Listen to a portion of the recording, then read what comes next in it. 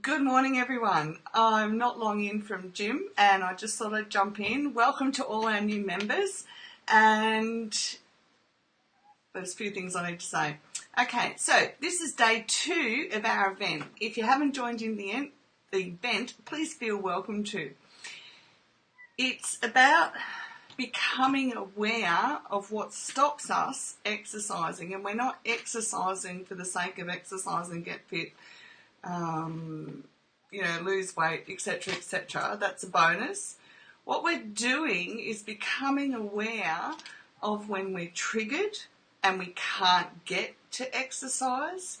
What we're doing is becoming more self-aware of anything that comes into our realm to sabotage us when we make a set time to exercise.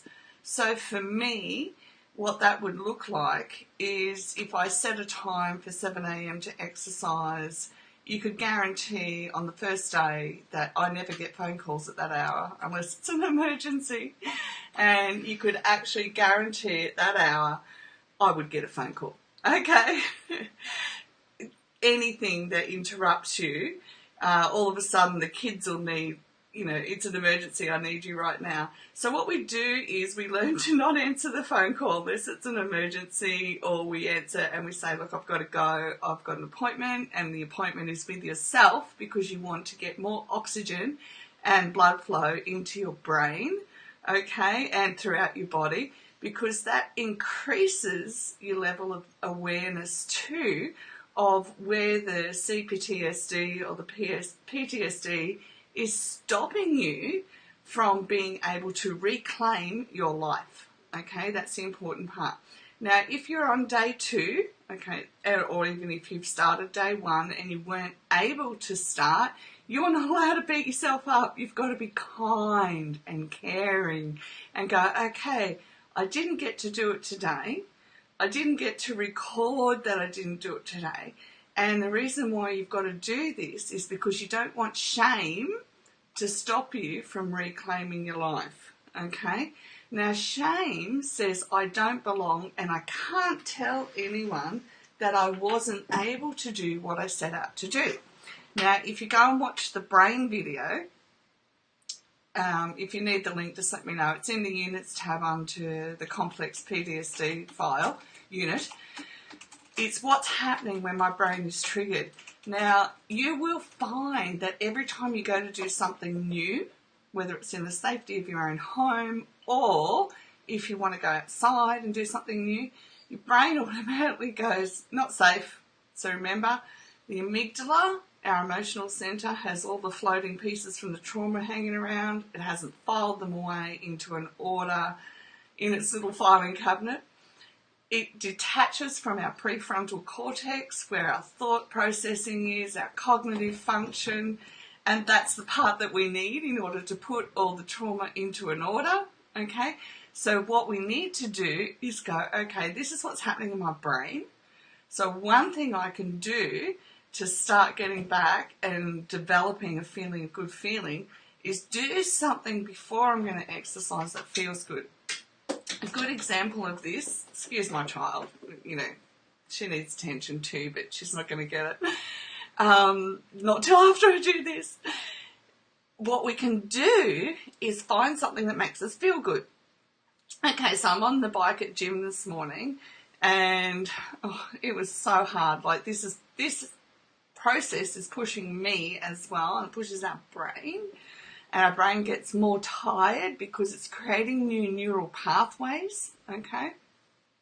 And what happened was, I'm sitting there and I'm like, how am I going to make it through this morning? And they have those videos that come on, and they had a compilation of all the Grease songs, the movie Grease. And then what happened was, it brought back a memory of, I'm feeling good. So what happened then was, in that moment, my amygdala, the emotional centre, rather than being attached to all the trauma parts and me pushing through, it went back into the filing cabinet, and what it did was go, that was a good memory from, okay, well, I could say a few years ago, but really it's not, it's decades ago, when we watched the movie Grease, and it was such a feel-good movie, okay? And so I started having the memories come up of feeling good, and I was able to open my breathing up more and get my heart rate up more. Okay, so these are the things that are more important than worrying about how much of the exercise video you got done. It's more important to becoming aware this week of what's stopping you from getting into that centre and feeling good, so that when we get the amygdala back into the filing cabinet, not into all the trauma bits that are floating around in it that aren't put back in the filing cabinet yet, okay? Now, the other thing is too, if you start exercising and you get triggered, okay, and that can happen, what we need to do is go, stop, okay, I've been triggered, and when you go through the trigger video, go through all the steps to do that, get your printout if you need it, okay? But what you need to do the next time you go to do the exercises is just do one of the exercises and keep repeating it for as many minutes as you can. That way, the brain is going to get used to doing the one exercise. When it gets used to doing the one exercise, it's going to feel comfortable, and it's going to be less of a challenge for you to be able to sit down, because we're sitting in a chair and doing the exercise. Now, when I first started doing exercise a number of years ago, I could barely stay at gym 10 minutes. Okay, it was really, really hard. I sat there, I perspired from anxiety, not from exhaustion. I can laugh now, but at the time it was really, really stressful. I'm sitting there and it got sweat pouring off me because the anxiety is through the roof. You know, it's a whole new environment, new smells, new sights, new sounds, and it's just complete overwhelm and trigger.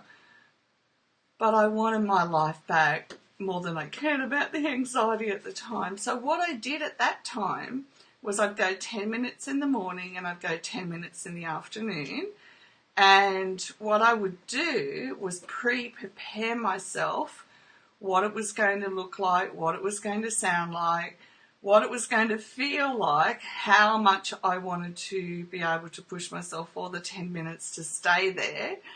And look, I know I laugh too, but in all kindness to myself, I wanted life more than I wanted this to take over my life for forever, okay?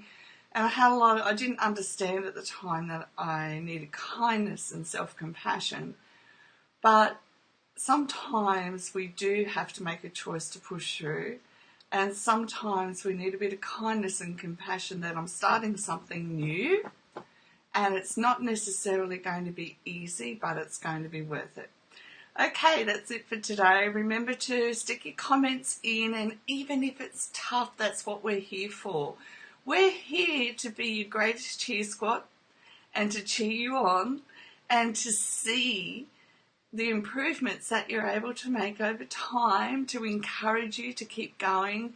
And for those that have been in group long enough, you'll know that we keep encouraging you even in the tough stuff, because we know that you want your life back too. You want your life reclaimed, and you want to be able to live the most fulfilling life that you can. Okay, I'll be back in just under an hour with our second part on grief, and I look forward to seeing you then.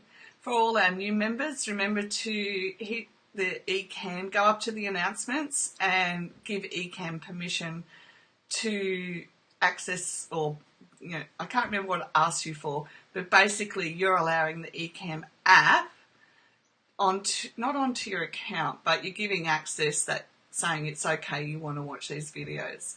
I need to get better at explaining it. I use eCam to do this into the Facebook group because it's a much better quality for you, okay? All right, bye for now, and I'll see you at 9 a.m. my time, which is in around 50 minutes. Okay, bye for now.